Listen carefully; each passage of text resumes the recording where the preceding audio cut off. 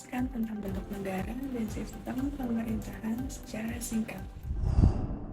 Pernah nggak sih kita kepikiran siapa yang paling berkuasa dalam suatu negara? Apakah raja, presiden, atau pertama kita bahas adalah negara kesatuan. Dalam negara kesatuan, kekuasaan tertinggi berada di pemerintah pusat. Daerah yang tidak memiliki kedaulatan sendiri, melainkan hanya menjalankan kekuasaan yang diberikan oleh pemerintah pusat. Contohnya ada Indonesia, Jepang, dan Prancis adalah contoh negara kesatuan. Selanjutnya adalah negara serikat atau disebut negara federal. Negara serikat merupakan gabungan dari beberapa negara bagian. Setiap negara bagian memiliki kewenangan tertentu, namun tetap terikat dalam suatu negara. Contoh negaranya ada Amerika, Jerman, dan Australia. Sekarang kita masuk ke bentuk pemerintahan. Bentuk pemerintahan yang pertama adalah monarki.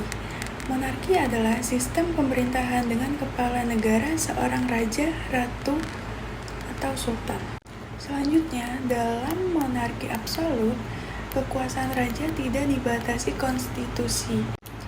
Sedangkan dalam monarki konstitusional, kekuasaan raja dibatasi oleh Undang-Undang Dasar. Bentuk pemerintahan berikutnya adalah republik.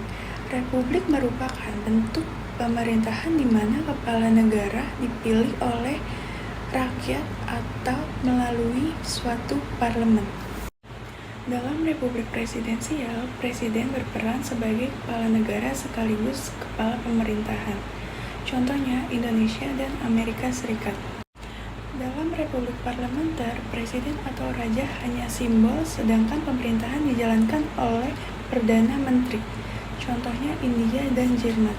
Sedangkan republik campuran, kekuasaan eksekutif dibagi antara presiden dan perdana menteri. Contohnya ada Prancis dan Rusia. Selanjutnya sistem pemerintahan. Dalam sistem parlementer, menteri bertanggung jawab kepada parlemen. Parlemen memegang peran sentral dan pemerintah dapat dijatuhkan melalui mosi tidak percaya. Berbeda dengan itu, sistem presidensial menekankan pemisahan kekuasaan yang tegas antara eksekutif dan legislatif. Contohnya, presiden dipilih oleh rakyat, tidak bisa saling menjatuhkan, dan presiden bertanggung jawab pada konstitusi. Yang terakhir, sistem ini menggabungkan presidensial dan parlementer. Presiden dipilih rakyat, tetapi Perdana Menteri bertanggung jawab kepada rakyat. Dari penjelasan ini, kita menyadari bahwa bentuk negara dan sistem pemerintahan sangat mempengaruhi pembagian kekuasaan. Bukan cuma itu, setiap sistem mempunyai kelebihan dan kekurangan masing-masing. Tentunya sebagai warga negara yang baik, hal ini sangat penting agar kita lebih sadar terhadap sistem politik yang kita jalani.